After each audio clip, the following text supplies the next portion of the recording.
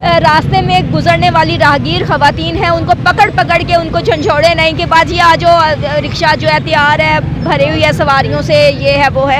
एक अच्छे तरीके से यहाँ पे पार्किंग का भी इंतज़ाम हो, रिक्शा ड्राइवर्स जो है वो अपने रिक्शा पार्क भी करें। अस्सलाम वालेकुम नाजरीन, आप देख रहे हैं देखो जेलम नाजरीन। जैसा कि आप मेरे पीछे देख सकते हैं कि मैं शानदार चौक के अंदर खड़ा हूँ और मेरे साथ senior journalist madam Saima Sahir मौजूद हैं। इनसे बात करते हैं और जानते हैं कि ये रिक्शा ड्राइवर जिस तरह मैडम यहाँ पे घूमते हैं बगैर नंबर प्लेट, उसके बाद आप देख सकती हैं कि पार्किंग का सबसे बड़ा मसला है। इनको कोई ऐसा जो है अड्डा वगैरह बना के नहीं दिया जा रहा ताकि जो है वहाँ से सवारियाँ बैठें और वहाँ से जाएँ। ये पूरे बाज़ार के अंदर ऐसे घूमते हैं और ख़वातीन भी अक्सर इनके साथ टकराती हैं और नौजवान जो है बगैर हेलमेट जिस तरह आपके सामने बाइक लेके यहाँ पे घूम रहे हैं। तो क्या कहना चाहती हैं आप जेलम इंतज़ामिया को? अस्सलाम वालेकुम। वालेकुम अस्सलाम। यहाँ पे जो है जेलम इंतज़ामिया से यही रिक्वेस्ट करेंगे कि बीइंग अ शहरी, यहाँ पे जो है सिटीज़न जेलम की एक आम शहरी होने के नाते भी मैं ये बात करती हूँ कि हमारे जेलम में इस वक्त रिक्शा जो हैं उनकी तादाद में बहुत ज़्यादा इजाफा हो गया है और हर बंदा जो है वो इसको एक आसान काम करने का, रोज़ी कमाने का ज़रिया भी समझता है। यहाँ पे कोई लिमिटेशन नहीं है, कोई लाइसेंस नहीं चाहिए, ड्राइविंग लाइसेंस नहीं है ज़रूरत, आपको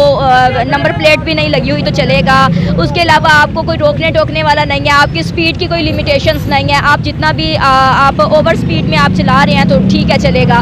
ख़वातीन बैठी होती हैं चिंची रिक्शा में और अक्सर ऐसा होता है कि हमें आए रोज़ आप भी देखते रहते होंगे कि हादसात का शिकार ख़वातीन नज़र आती हैं। अक्सर ख़वातीन ज़ख्मी हो जाती हैं, रिक्शा जो है वो टकरा जाते हैं ओवर स्पीड की वजह से भी, कभी बाइक वाले से कभी गाड़ी वाले से। तो ये क्यों है? क्योंकि यहाँ पे जो रिक्शा की जो स्पीड है वो कोई लिमिटेशन उसकी नहीं है, अब जितना उनका दिल चाहता है वो स्पीड को मतलब एक्सटेंड भी कर सकते हैं।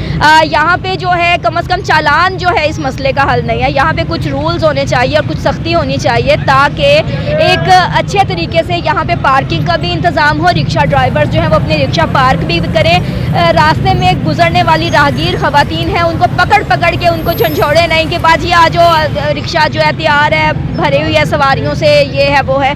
तो ये भी एक मतलब आप देख सकते हैं कि बदतमीज़ी में आता है। प्रॉपर ये चेक किया जाता है रिक्शा वालों को पुलिस की जानिब से या ट्रैफिक वालों की जानिब से? क्या इनके पास लाइसेंस मौजूद है? इन्होंने नंबर क्यों नहीं लगाया? अगर नंबर नहीं लगा क्या पता गाड़ी चोरी की हो? मेरा नहीं ख्याल कि इस तरह से कुछ एक प्रॉपर जो मुझे लग रहा है और हमारे ज़राए के मुताबिक भी यहाँ पे कुछ इस तरह से प्रॉपर कुछ चेक एंड बैलेंस है।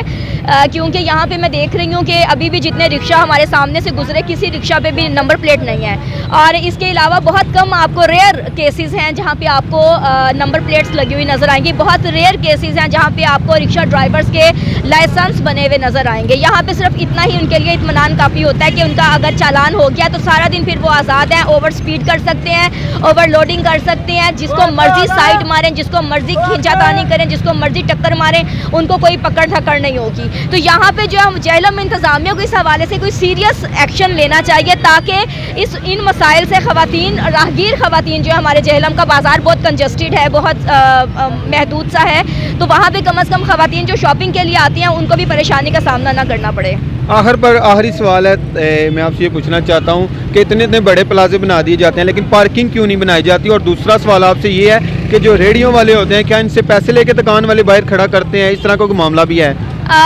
हमारे मीडिया के सोर्स जो हैं उसके मुताबिक तो यही कहा जाता है कि जितनी भी दुकानें हैं उनके बाहर अगर हमें तजावुज़ात नज़र आती हैं तो डेफिनेटली उनके साथ एक साज़बाज़ होती है कि उनसे पर डे के हिसाब से या मंथली के हिसाब से उनसे पैसे भी लिए जाते हैं। और यहाँ पे जेलम इंतज़ामिया की अक्सर हमें कार्रवाइयाँ नज़र आती हैं तजावुज़ात के ख़िलाफ़, लेकिन फिर क्या होता है कि वही लकीर के फ़कीर वाला हिसाब है। उस साथ यहाँ पे आपने बात की कि जो प्लाजे बनाए जाते हैं उनकी पार्किंग क्यों नहीं बनाई जाती। तो यहाँ पे जो नक्शा बनाने वाले लोग हैं और जो अप्रूव करने वाला डिपार्टमेंट है जेहलम का, यहाँ पे सबसे बड़ी कोताही या नाअहली हम उनकी कह सकते हैं कि ऐसे नक्शे क्यों मंजूर किए जाते हैं जिनकी पार्किंग ही नहीं।